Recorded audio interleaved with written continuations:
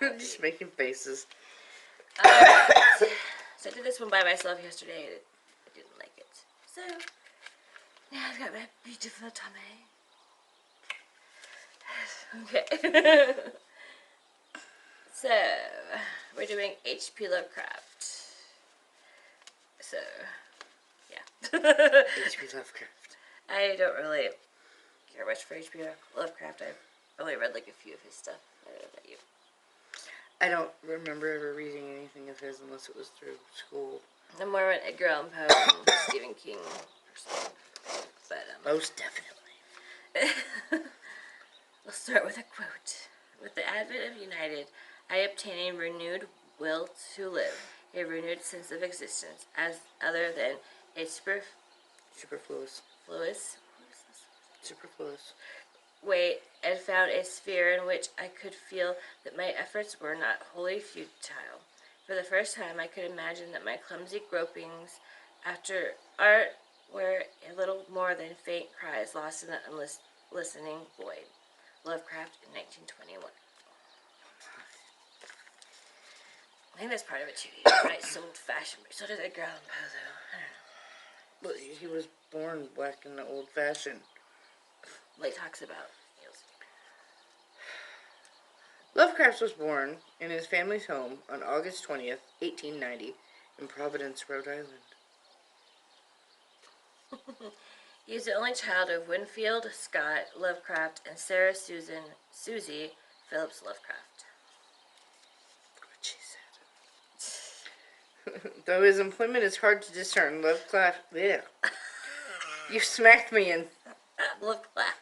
Lovecraft's future wife, Sonia Green, stated that Winfield was employed by Gorham Manufacturing Company as a traveling salesman. Which was pretty popular back then. A lot of people did that. They would sell like encyclopedias and vacuum cleaners. The Hoover. You make good money, I guess. Well, back then. Yeah, nowadays, well, you look at them, they go to your door, and you're like, what are you trying to sell me? Is it real, or are you trying to scam me? And go away. Right. Susie's family was of substantial means at the time of their marriage. Her father, Whipple Van Buren, what a name. Whipple. Phillips, being involved in many significant business ventures. Rip Van Winkle is what that makes me think of. Wait a second. Whipple Van Buren Phillips, and his mother's name was Sarah Susan Phillips Lovecraft. Yeah, that's the dad. That's her dad. No, that's his mother and his wife's mother, right? Oh, Susie's family, Susie. Okay, I thought you were talking about his wife, not... Okay. Never mind, I'm sorry, I'm tired. Bear with me. Maybe. In April of 1893, after a psychotic episode in a Chicago hotel, Winfield was committed to Butler Hospital in Providence. Though it is not clear who reported Winfield's prior behavior to the hospital, medical records indicate that he had been doing and saying strange things at times for a year before his commitment. Winfield spent 5 years in Butler before dying in 1898. His death certificate listed the cause of death as general paresis, a term synonymous with late-stage syphilis. That doesn't surprise me. Like Capone. Capone had syphilis. If you catch it before it really starts to do any damage... Capone went crazy. You'll be fine, but... I know. I'm just saying. Syphilis is one of those diseases that if you catch it early enough, before it really starts to get into your brain, it's treatable. Nowadays, anyways. Yeah. Throughout his life, Lovecraft maintained that his father fell into a paralytic state due to insomnia and being overworked. It remained that way until his death. It is unknown whether Lovecraft was simply kept ignorant of his father's illness or whether his later remark was intentionally misleading.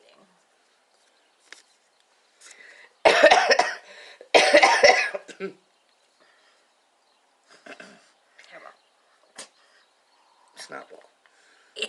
After his father's hospitalization, Lovecraft resided in the family home with his mother, his maternal aunts Lillian and Annie, and his maternal grandparents Whipple and Roby Roby? Roby. That's an interesting name. Or Robbie. I don't know. I thought it was Robbie. I don't know. I thought Robbie was two B's. According to the accounts of family friends, Susie doted on the young Lovecraft to a fault, pampering him and never letting him out of her sight. Lovecraft later recollected that after his father's illness, his mother was permanently stricken with grief. Whipple became a father figure to Lovecraft in this time. Lovecraft noting that his grandfather became the center of my entire universe. Universe. What? It's just weird. You're weird. Whipple, who traveled often on business, maintained correspondence by letter with the young Lovecraft, who by the age of 3 was already proficient at reading and writing. When home, Whipple would share weird tales of his own invention and show Lovecraft objects of art he had acquired in European travels.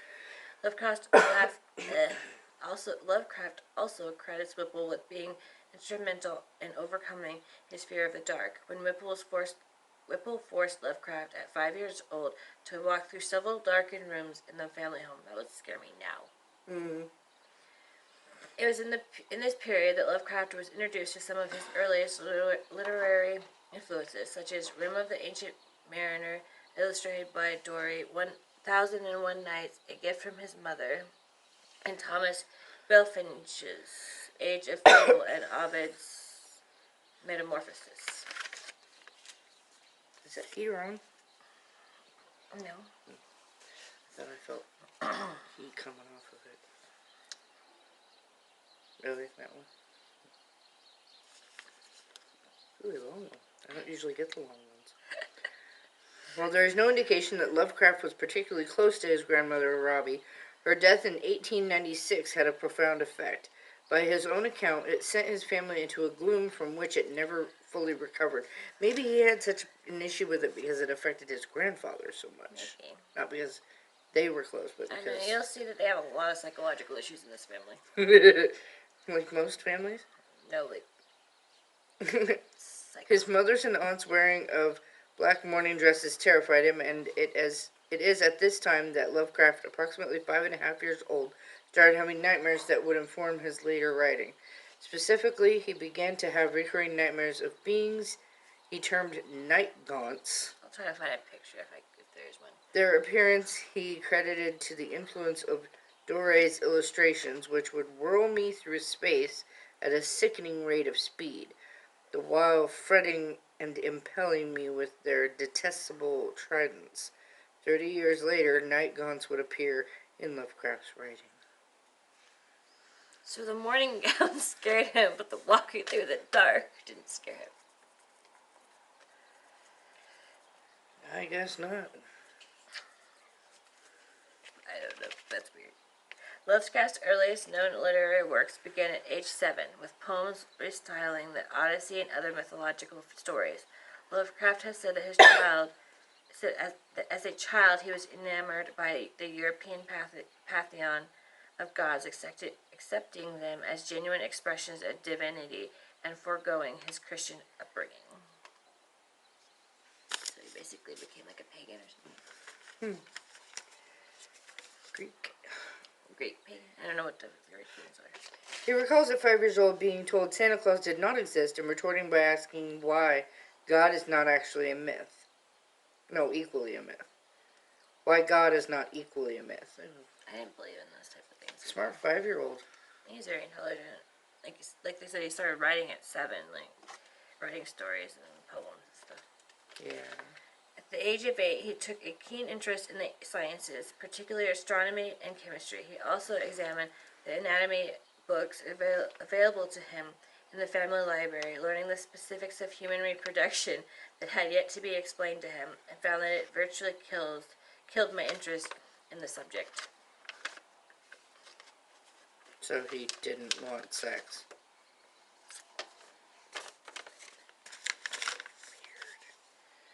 That's just about the reproductive organs. In 1902, according to Lovecraft's own correspondence, astronomy became a guiding influence on his worldview. he began producing the periodical Rhode Island Journal of Astronomy, of which 69 issues survive, using the hectograph printing method. Very interesting. I wonder if I could find a picture of the hectograph. That'd be interesting. I wonder what a hectograph is. I've never actually heard of one. I'll show you guys a picture. I'm sure I'll find one. Are you gonna look it up? I'm going to look it up. Lovecraft went in and out of elementary school repeatedly, oftentimes with home tutors making up for those lost school years.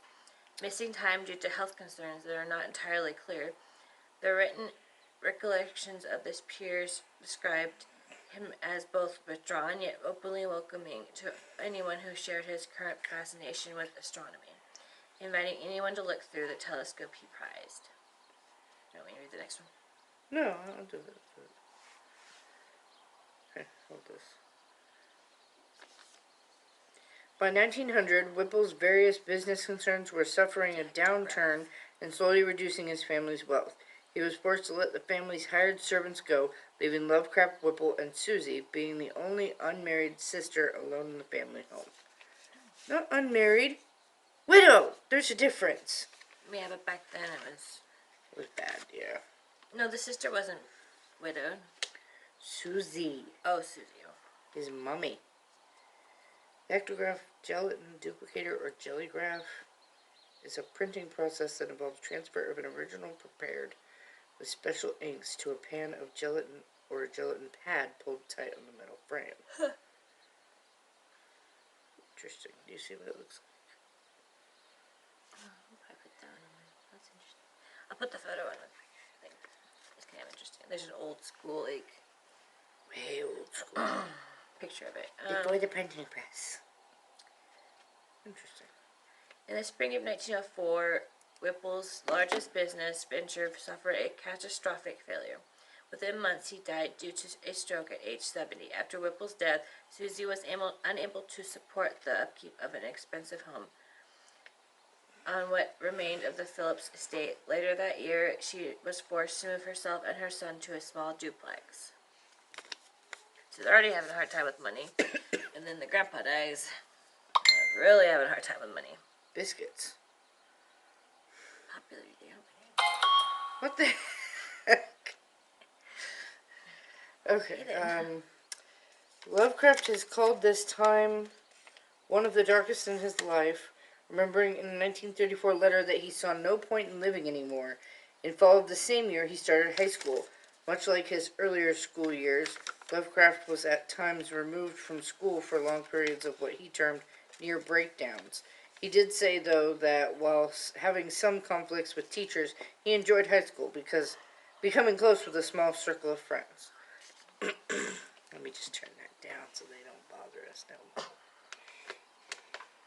Aside from a pause in 1904, he also resumed publishing the Rhode Island Journal of Astronomy. See, he's already got a freaking journal in it. Right? Let's see.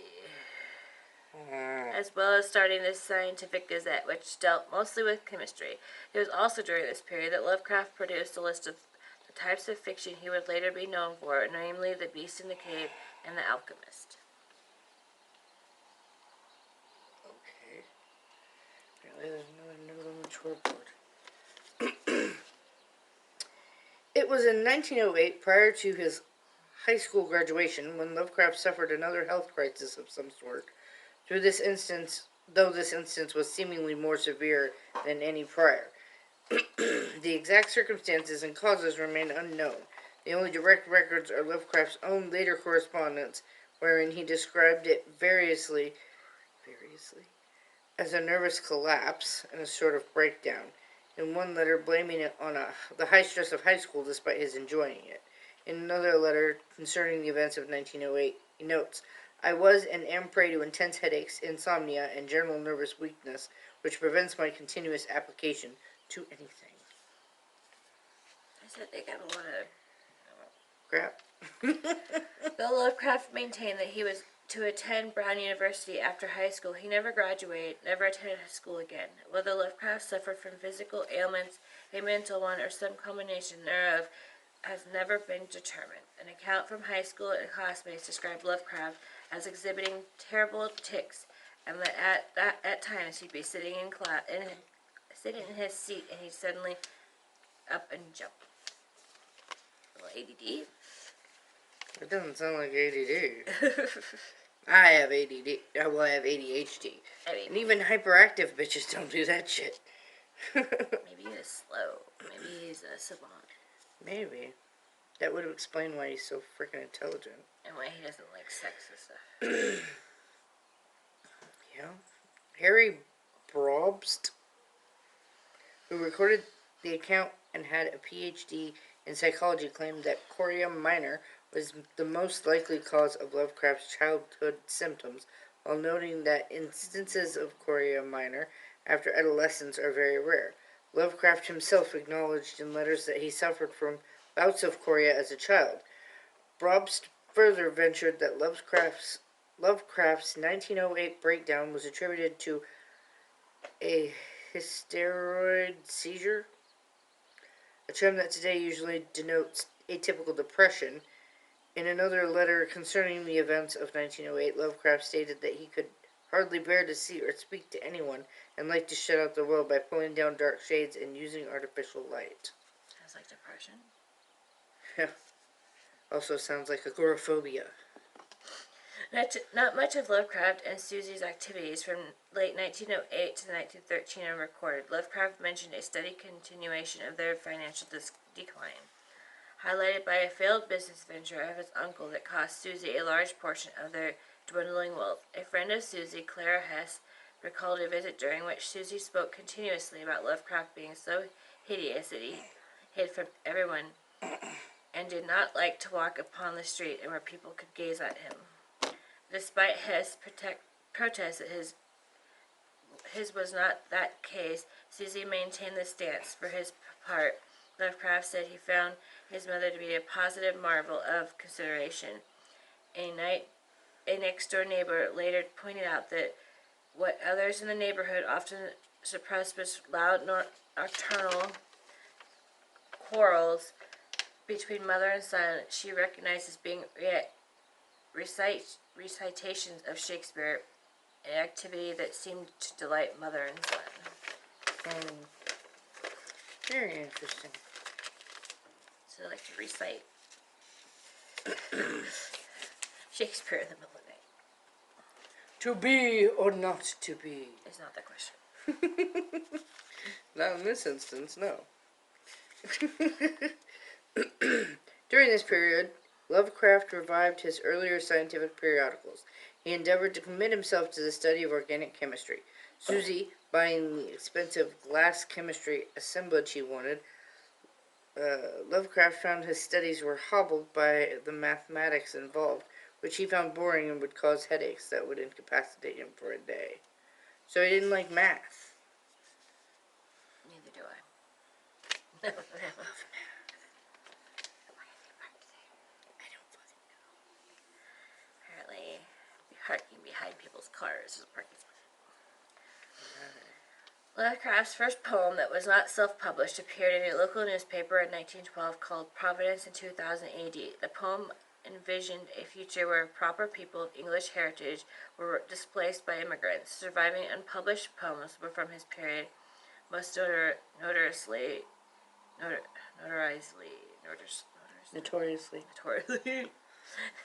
the creation of this. They use an inappropriate African American slur that I refuse to repeat, but it's on the creation of. Just say the N-word. The N-word. Were also emblematic of the xenophobia and racism inherent. Xenophobia. And racism inherent in much of Lovecraft's later work. In 1911, Lovecraft's letters to editors began appearing in pulp and weird fiction magazines, most notably Argosy. Maybe she just had to go to the bathroom. I mean, I understand it's the times, but still. I hate that word. A 1913 letter critical of Fred Jackson, a prominent writer of Argosy, started Lovecraft down a path that would greatly affect his life. Lovecraft described Jackson's stories as trivial, effeminate, Effeminate.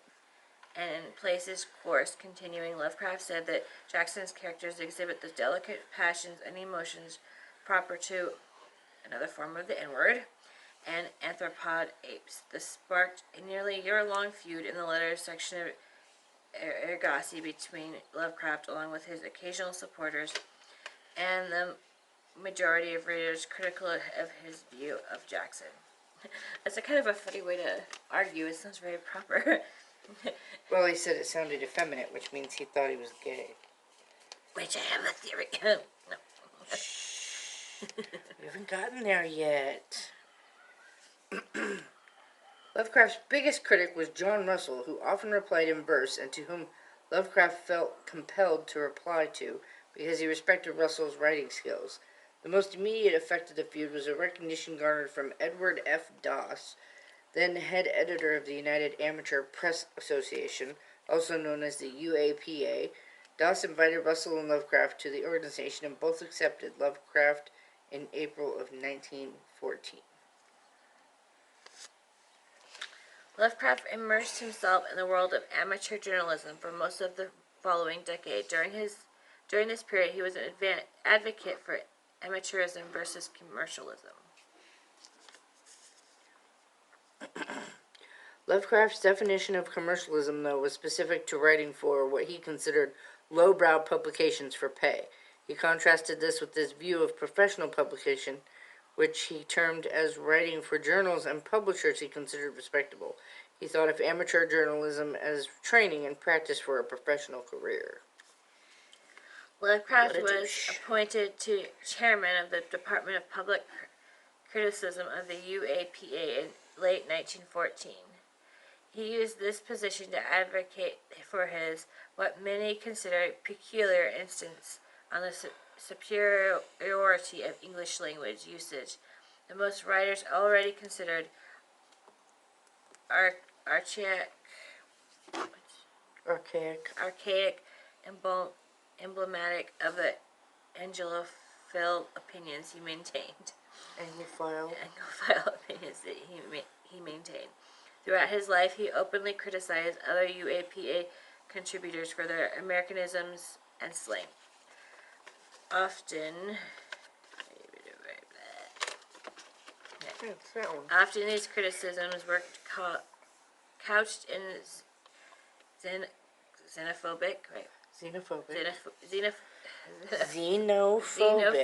and racist arguments, bemoaning the bastardism of the national language by immigrants. Bastardization, baby. That word. In mid-1915, Lovecraft was elected to the position of first vice president of the UAPA. 2 years later, he was elected president and appointed other board members that mostly shared his view on the supremacy of classical English over modern American English. They want the proper British English.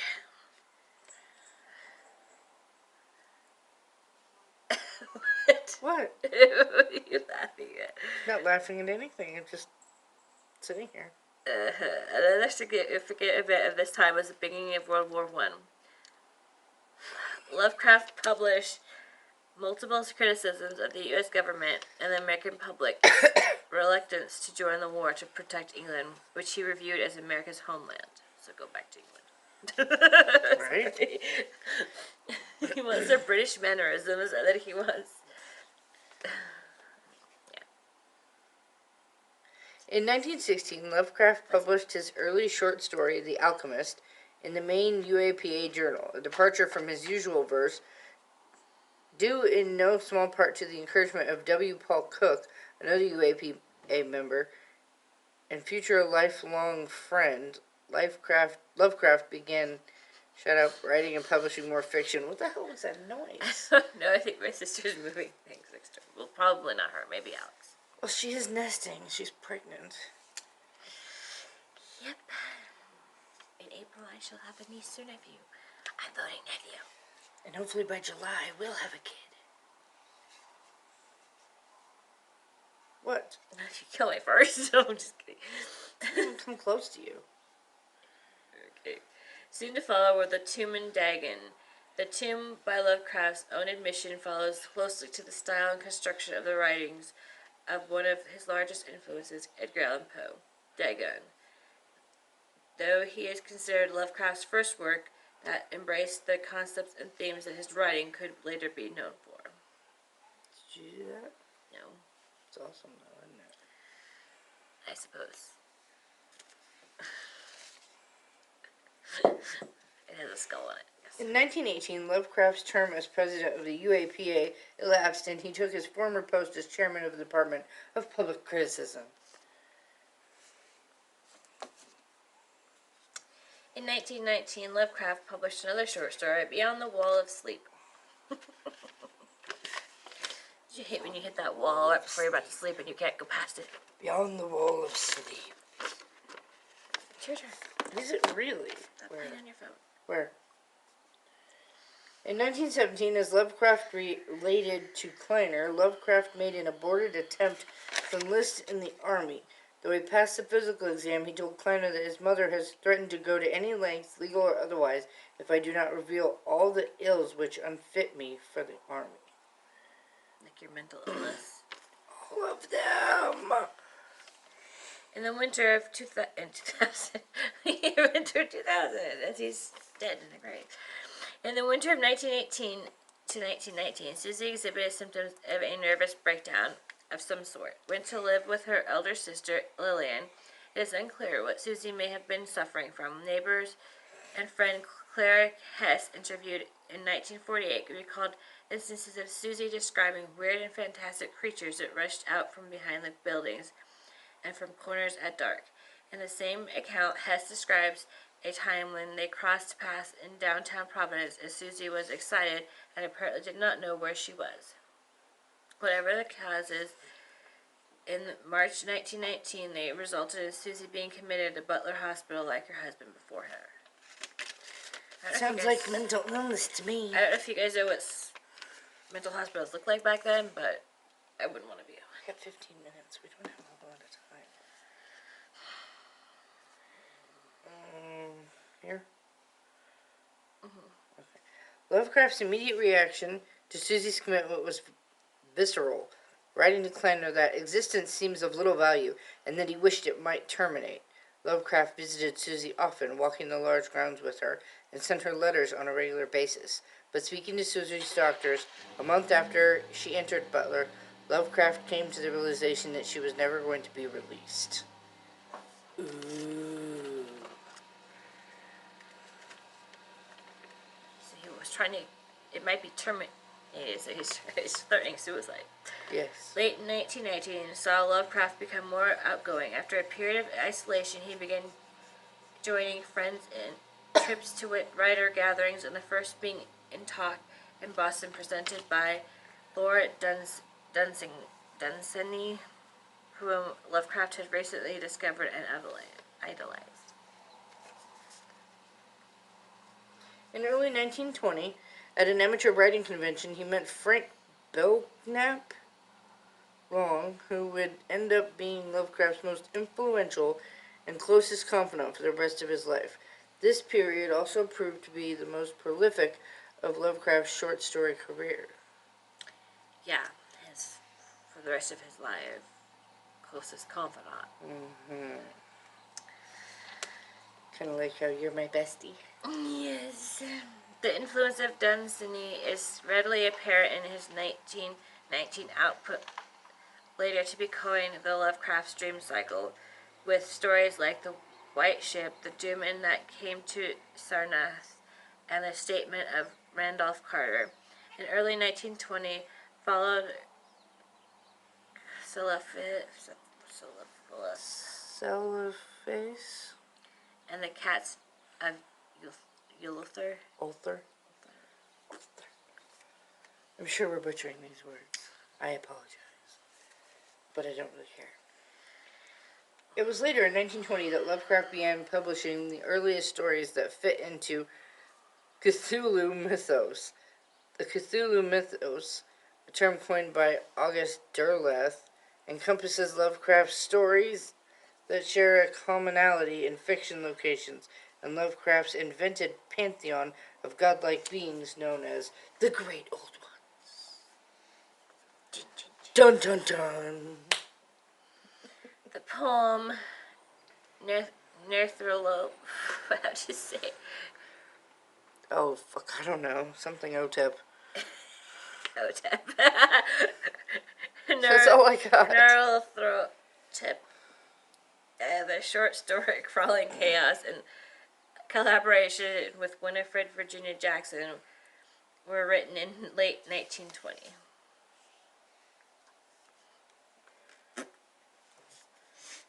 Why do you keep doing that? Following in the early 1921 came The Nameless City, the first story that falls definitely within the Cthulhu mythos. Sorry. I've been having heartburn. In it is found one of Lovecraft's most enduring bits of writing, a couplet recited by his reaction, Abdul al-Hazred. I'm sure I'm butchering that. There's some really weird words in this. That is not dead, which can eternal lie, and with strange eons, even death may die. Ooh. Dun dun dun. But you guys can't wait to hear us read Edgar Allan Poe. It'll be interesting. Ooh, that one's gonna be fun. On May 24th, 1921, Susie died in Butler Hospital due to complications from gallbladder surgery. I don't think I want to go to Butler. 5 days earlier, Lovecraft's initial reaction, expressed in later 9 days after Susie's death, was of extreme nervous shock that crippled him physically and emotionally.